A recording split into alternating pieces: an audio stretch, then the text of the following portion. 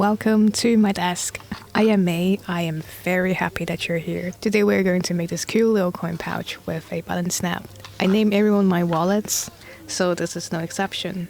I call this wallet Mini Mode, which is inspired by my pet hamster, whose name in Chinese literally mean mode. What I love about the design is that all the structural stitches are on the inside, so I can make this super compact while maintaining the same capacity as other designs. You can put a few coins, you can put a few cards, and there is also a little flap on the inside to prevent the cards from being scratched. I will provide everything you need under description, so without further ado, let's get crafting. To save some of your time, I have already printed and cut out the templates. So right now, we are going to trace a pattern on the leather. This time, I'm going to use 1.2mm thick, firm vegetable tan leather. But if you don't want to scarf anything, soft or thinner leather will work too. Something like 0.8mm should be okay.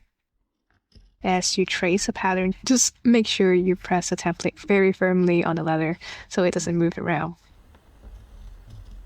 You may also want to mark the stitch holes too. Here I've put 3.85mm stitch holes on the pattern. And of course, you don't need to buy a whole new set of stitching iron. In fact, I'm going to disobey my own pattern and use 3.0mm stitching iron.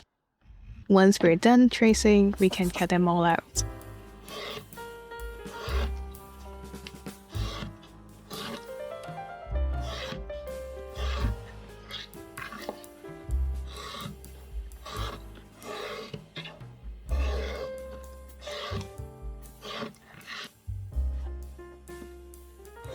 While some of the lines can just use a ruler to cut, there are some intricate parts we need to cut freehand. My tip for cutting freehand has always been patience and sharp tools.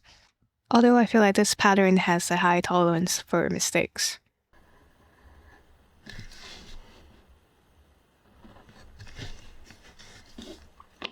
Perhaps a scratch awl is not the best tool because I cannot see the line I just marked.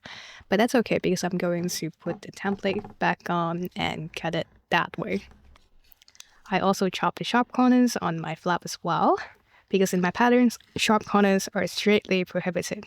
You don't want to get them caught in your pants.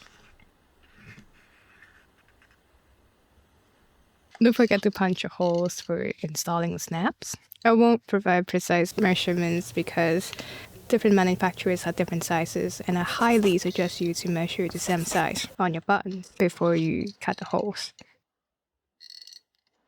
Let me do a little wiggle. There you go. A hole. I'm going to cut out the corners on the interior flap as well.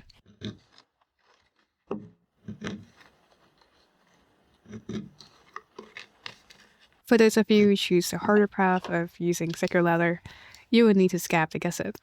There are a lot of ways to scab with a French scaver. This is just my preferred way of doing it. Firstly, I mark a line of where I'm going to scab, basically just where the gusset is. Then I thin down the edges with a paring knife.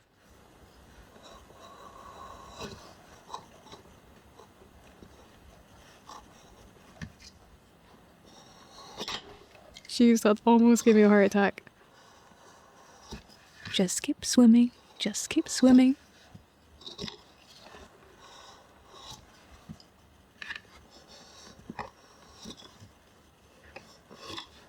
Remember the line we just marked? We will ditch that with a groover. You can use an awl if you don't have a groover. What it really does is that it helps your scaver dig into the leather and create a kind of a ledge to control the thickness. I usually start from the middle because I sometimes mess up the size if I start there. And I have found that once I thin the other side, it's easier to keep the scaver level and not ruin my leather.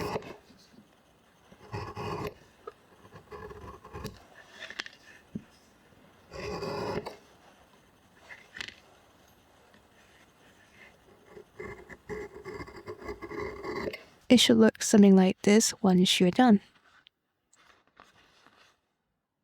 I'll put some Tokonole on the flash side and burnish it a bit. Is it necessary? Not really. Does it bring me joy with seeing smooth surfaces? Well, yeah. By now we should have all the pieces we need for the assembly. If you like doing the edges, now is a good time to do so.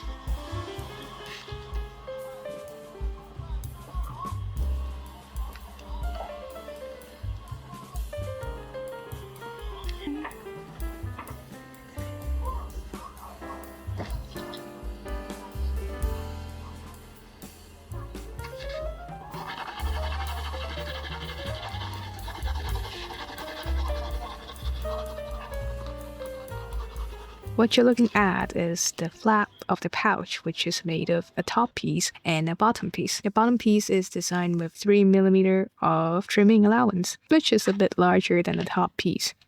The reason for that is that I want the snap to align perfectly to the center. To do that, we will mark the center point on the leather and the glue point for the bottom piece, like so. We will make a 7mm guideline. Remember, the piece is slightly larger.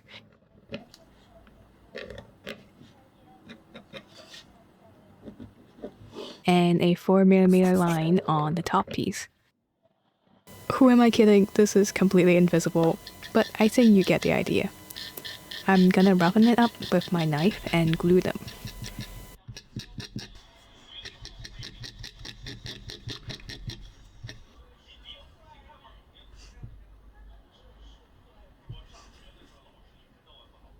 You can see me aligning the center point we have just made.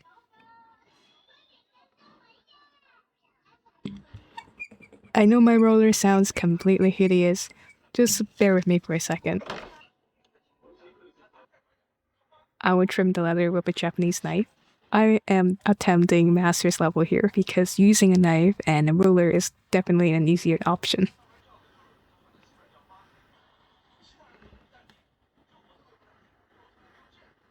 And now we are going to punch the big fat corners. Sharp corners be damned.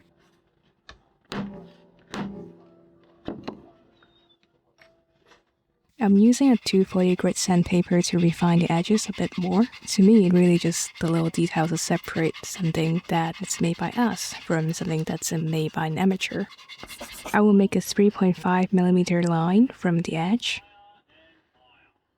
To mark the starting point and the end point, I will put a ruler underneath the leather. Then we can punch the holes. I'm using like a press thingy with my stitch punches. It's nothing fancy really, it's just a tool for me to reduce the punching sound that I find annoying. Don't you think that's annoying too? Or is it just me? Now we will stitch up. As you can see, I'm 100% not good at stitching with a pony. So I have to surrender and soon switch to using just my hands to hold the leather.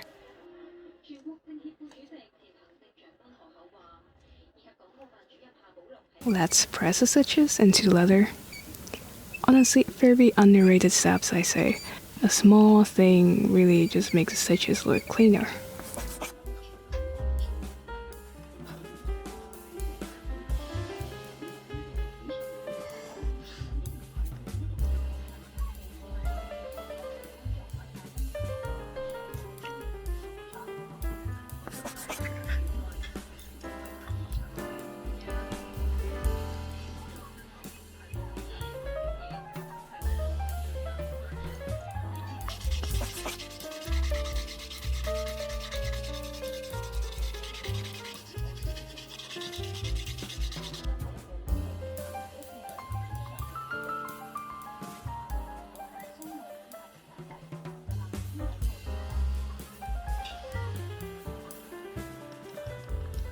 Next, we're gonna glue and stitch the flap to the shell.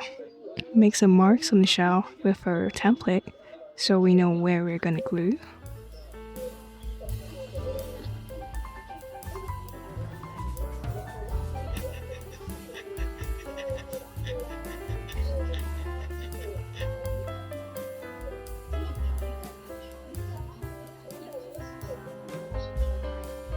Please don't mind me using a sewing machine. I have marked the stitch holes on the pattern. If you're going to hand stitch following that, I think your stitches are going to look so much nicer than mine.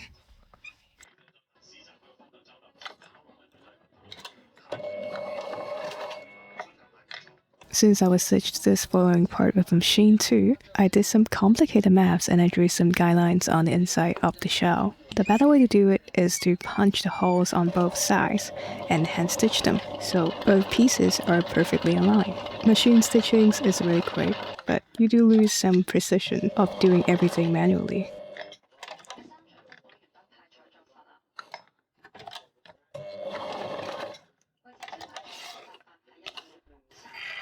Once we're done with the stitching, we can install the snap. I put a metal ruler underneath the leather to prevent making a dent on the outside. Put the little brass stamp inside. Mine is looking a little bit wonky because I have sanded off some of the top. If the stem is too long, you may see the snap end up being too loose after you install it.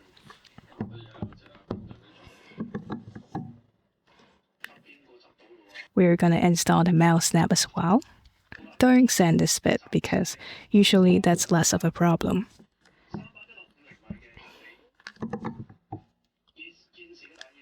After installing the snaps, we can glue the gusset together. Like I said, the stitches are hidden on the inside, so when we glue the gusset, we should apply the glue on the grain side. I say gluing them is a bit awkward because you have to fold the front piece a bit to make the edges touch.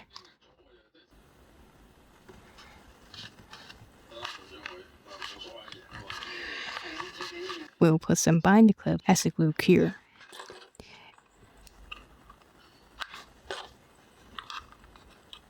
And we'll stitch them up.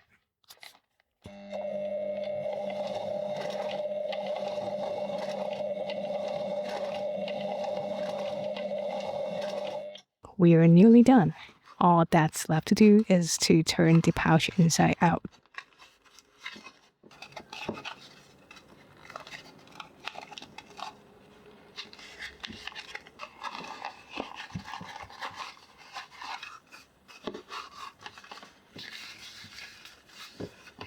The wallet probably looks very weird. That's why we have to do some modeling with our roller.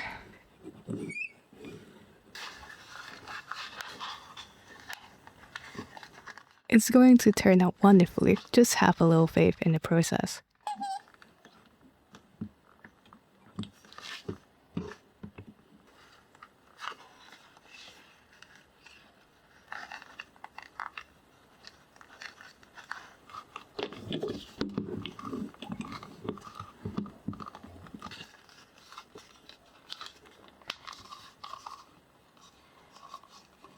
Now we should have 2 gaping holes on the bottom. We will just use our awl to dabble some glue into the holes and glue them shut.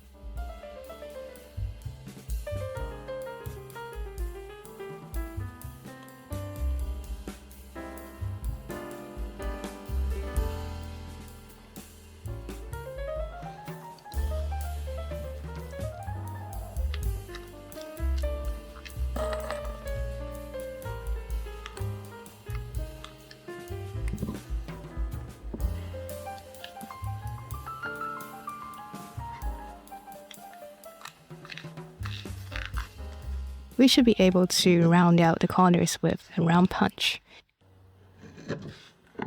and then stitch them up.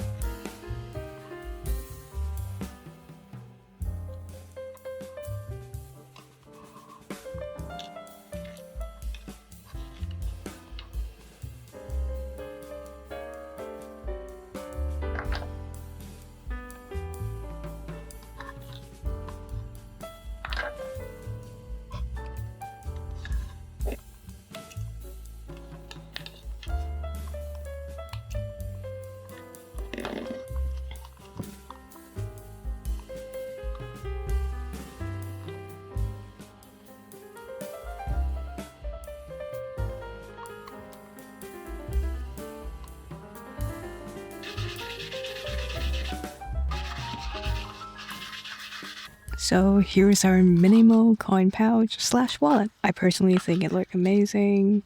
I hope you enjoyed this video and have fun making the pouch as much as I do making mine. Let me know if you have any questions. I hope you have a great day and I will see you in the next video. Bye!